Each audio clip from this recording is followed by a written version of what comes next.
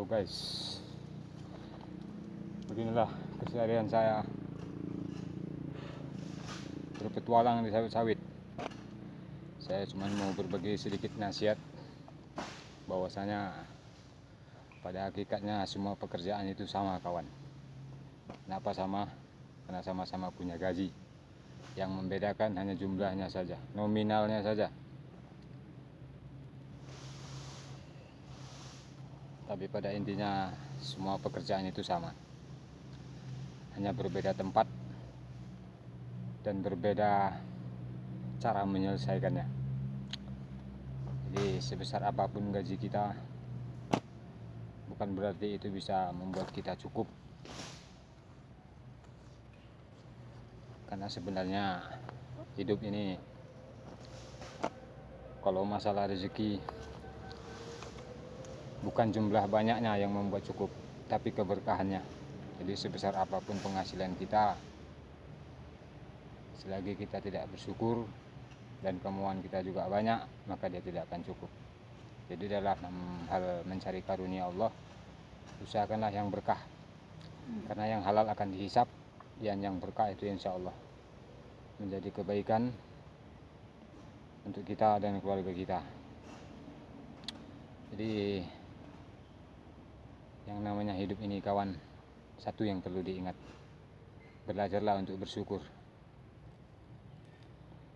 Karena syukur itu sesuatu yang sangat penting dalam hidup. Tanpa syukur, maka kita tidak akan pernah merasakan kebahagiaan.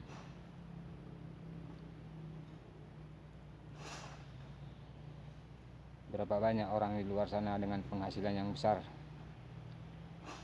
kenapa mereka terus mengusahakan, sehingga saking sibuknya mereka mengusahakan dunia, sehingga mereka sendiri pun tak sanggup, tak ada waktu untuk menikmati apa yang sudah mereka kumpulkan. Karena sebenarnya hidup ini kawan, orang yang kaya itu adalah orang yang hidupnya pas-pasan tapi dia tidak punya hutang, dan ada untuk yang dimakan hari itu. Itulah orang kaya yang sebenarnya.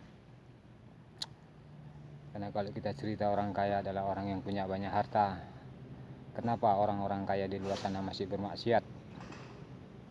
Mereka nyabu, mereka pakai heroin, mereka pergi ke diskotik. Kenapa saudara-saudara? Itu artinya mereka tidak bahagia.